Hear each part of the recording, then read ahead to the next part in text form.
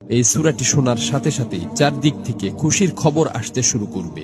এই সূরাটি মূলত তারাই শুনবেন যারা খুবই অভাবে আছেন, কষ্টে আছেন, কোনোভাবেই যাদের মনের আশা পূরণ হচ্ছে না, যারা গরিবি দূর করতে চান, ঋণ পরিশোধ করতে চান, এবং যারা চাকরি হারিয়ে দিশেহারা হয়ে পড়েছেন, কোনোভাবেই কোনো মাধ্যম খুঁজে পাচ্ছেন না। আজকের এই গুরুত্বপূর্ণ সূরাটি শুধুমাত্র তাদের জন্যই। কষ্ট করে সূরাটি আপনারা মনোযোগ দিয়ে প্রথম থেকে শেষ পর্যন্ত শুনুন।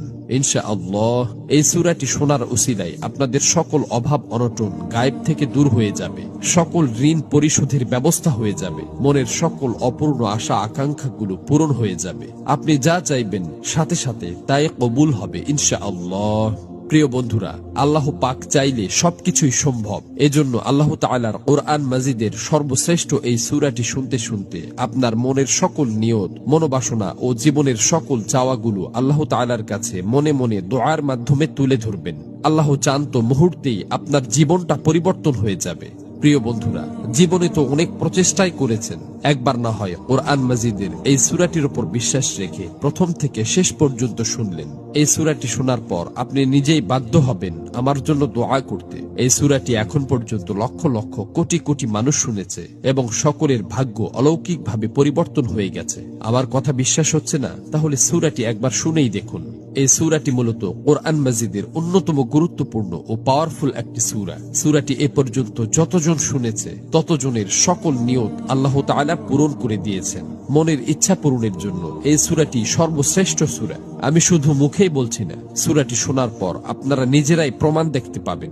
এজন্য কোরআন মাজিদের উপর বিশ্বাস রেখে দ্রুত সূরাটি একবার শুনে নিন। ইনশাআল্লাহ সাথে সাথেই রেজাল্ট পাবেন।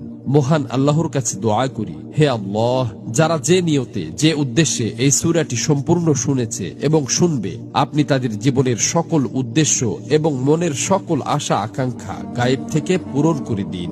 আমিন।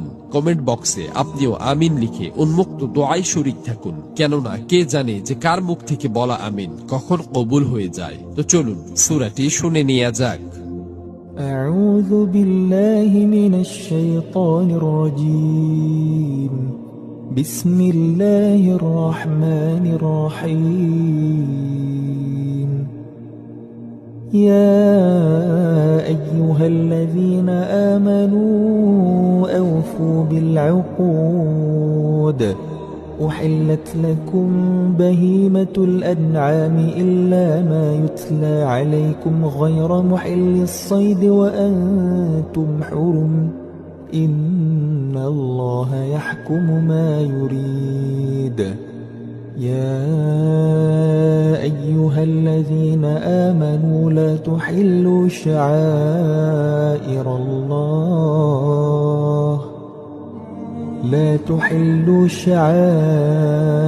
الله ولا الشهر الحرام ولا الهدي ولا القلائد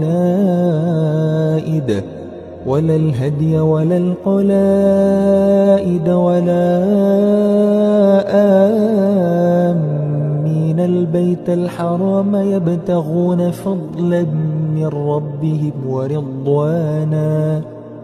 وإذا حللتم فاصطادوا ولا يجرمنكم شنآن قوم أن صدوكم عن المسجد الحرام أن تعتدوا